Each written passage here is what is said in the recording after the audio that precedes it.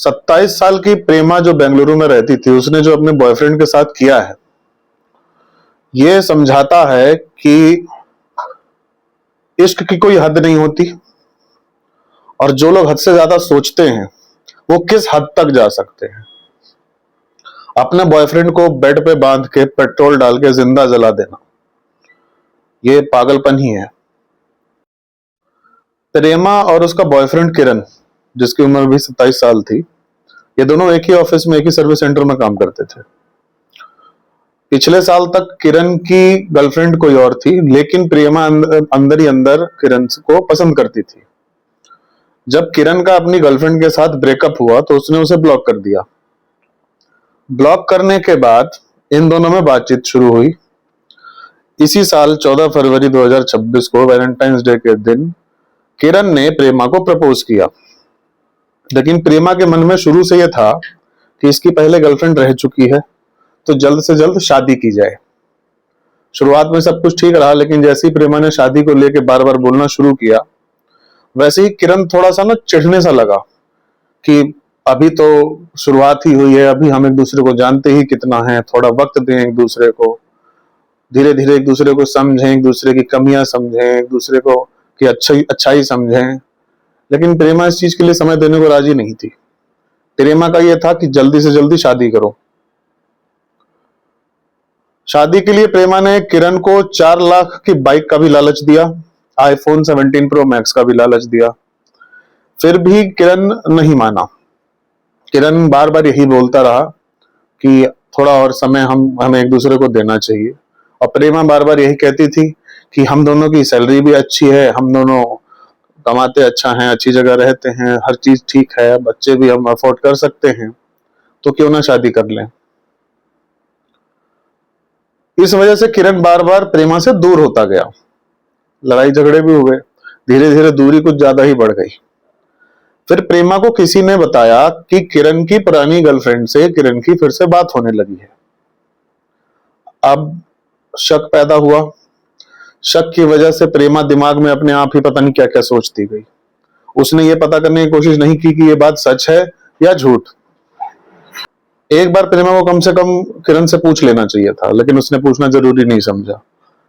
इस बात को लेकर दोनों के बीच में बहस भी हुई, झगड़ा भी हुआ, और किरण ने प्रेमा को ब्लॉक कर दिया। जब किरण ने प्रेमा को ब्लॉक किया तो प्रेमा ने 2-3 दिन बाद किसी दूसरे नंबर से किरण को फोन करके बहुत प्यार से समझा के मना के उसे अपने घर बुलाया। बुलाने के बाद प्रेमा किरण से कहती है कि आज हम लोग वेस्टर्न स्टाइल में संबंध बनाएंगे। तो किरण ने पूछा कि ये क्या होता है। तो प्रेमा ने किरण को बेड पे उसके दोनों हाथ, दोनों पैर सब बांध दिए और आंखों पे पट्टी बांध दी। किरण को हल्का डाउट तो हुआ था, लेकिन उसे लगा नहीं था, उसे ऐसी उम्मीद नहीं थी कि ऐसा कुछ हो सकता है। फिर प्रेमा कहती कि अब मैं तुम्हारे ऊपर एक तेल डालूंगी। वो तेल असल में पेट्रोल था। जैसे ही वो पैर से सर की तरफ पेट्रोल डालते हुए बढ़ती है, किरण को महक आ जाती है। जब किरण को महक आती है तब किरण समझ जाता है कि अब तो काम खत्म है। वो बार बार बोलने की कोशिश करता है कि तुम ये क्या कर रही हो, तुम ये गलत कर रही हो, लेकिन प्रेमा एक सुनने को राजी नहीं थी।